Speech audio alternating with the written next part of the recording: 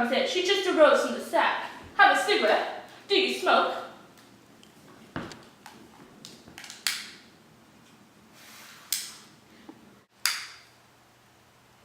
Did you do good at school? Holder.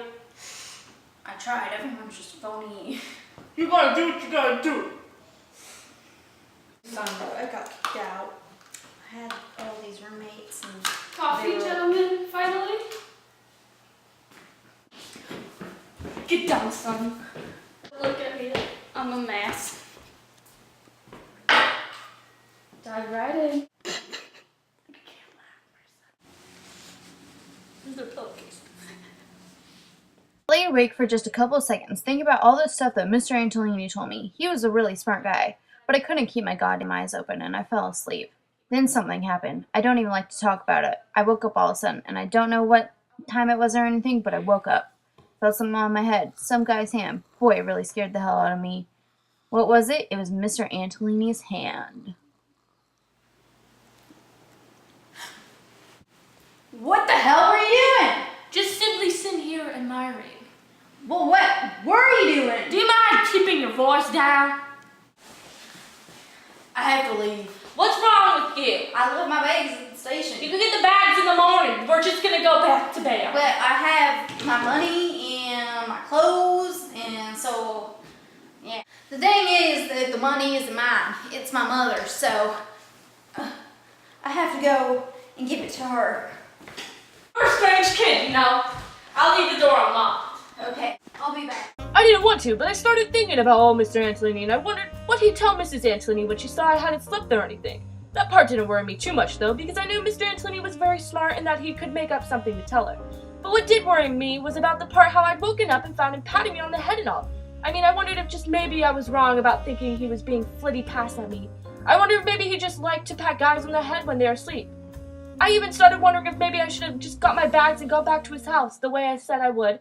I mean, I started thinking that even if he was a flit, he's certainly been very nice to me. And the more I thought about it, the more depressed I got. I mean, I started thinking maybe I should have just gone back to his house. Maybe he was only patting my head just for the hell of it. Holden, can we please go to the skating rink? You mean like right now? For like an hour or so. I mean, if you don't want to. I did say I didn't want to. Do you mean it? I was mean what I said. Okay. Sally was walking ahead of me, so I could check out her ass. It did look pretty cute, I must say.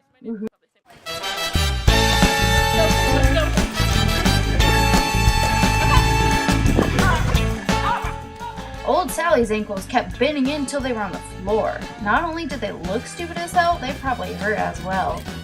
Do you want to get a table inside? That was like the most marvelous idea you've had all day. Alright, let's go. She was killing herself. It was brutal. I felt sorry for her. Hi, can I get you guys something? Can I get a Coke and a Scotch? ID, please. A Coke will do. Okay. Here you guys go. Do you ever just get fed up? Do you ever get scared that everything was going to go lousy until you did something? I mean, do you like school and all that stuff? It's a terrific bore.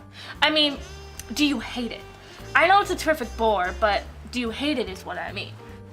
Well, I don't exactly hate it. You always have to... Do I hate it?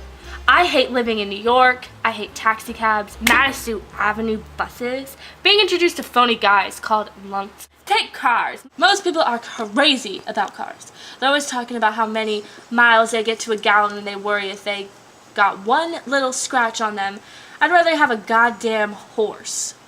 A horse is at least a human, for God's sake. I don't know what you're even talking about. You jump from one... You know something? You're probably the only reason I'm in New York. If you weren't around, I'd be someplace to hell of it. You're the only reason I'm around here, practically. You're sweet. You could tell she wanted me to change the goddamn subject. You have to go to a boys' school sometime. Try it sometime. It's full of phonies, and all you do is study so that you can learn enough to be smart enough to be able to buy a goddamn Cadillac someday. You have to keep making believe you give a damn if a football team loses, and all you do is talk about girls and liquor and sex and all day. And everybody sticks together, these dirty little goddamn cliques. The guys that are on the basketball team stick together. The Catholics stick together. Intellectuals stick together. The guys that play bridge stick together. Even the guys that belong to the goddamn Book of the Month club stick together. If you try to have a little intelligent. Now listen, lots of boys get more out of school than that. I agree they do, some of them, but that's all I get out of it. See? That's my point. That's exactly my goddamn point. I don't get hardly anything off anything. I'm in bad shape. I'm a lousy shape. You certainly are. Then all of a sudden, I got this idea. Look, here's my idea. How would you like to get the hell out of here? Here's my idea. I know this guy down in Greenwich Village that we can borrow his car for a couple of weeks. He used to go to the same school I did and still owes me $10. What we could do is tomorrow morning we could drive up to Massachusetts and Vermont and all around there, so see this beautiful as hell up to there. It really is. No kidding. I have $180 in the bank that I could take it out in the morning. Then I could go down and get the guy's car. No kidding. We'll stay in the cabin camps and stuff like that till the dough runs out. Then, when the dough runs out, I could get a job somewhere. And we could live somewhere with a brook and all. And later on, we could get married or something. I could chop all of our own wood in the winter time and all. Honest to God, we could have a terrific time. What'd you say? Come on. What'd you say? Will you do it with me? Please? You can't just do something like that. Why? Why not? Stop screaming at me. Because you can't, that's all. In the first place, we're both practically children. Did you ever stop to think that what you do if you didn't even get a job when your money ran out? We'd starve to death. The whole thing's been fantastic. It isn't even... It isn't fantastic. I'd get a job. Don't worry about that. You don't have to worry about that. What's the matter? Don't you want to go with me? Say so if you don't. It isn't that. It isn't that at all. We'll oodles the time to do all those things. I mean, after you go to college and all, we'll be married and all, there'll be oodles of marvelous places to go. You're just... There wouldn't be oodles of places to go at all. It'd be entirely different. What? I can't hear you. 1 minute you're like screaming at me and then the next you... There wouldn't be marvelous places to go after I went to college and all. Open your ears. It'd be entirely different. It wouldn't be the same at all. You don't see what I mean at all. Maybe I don't. Maybe you don't either.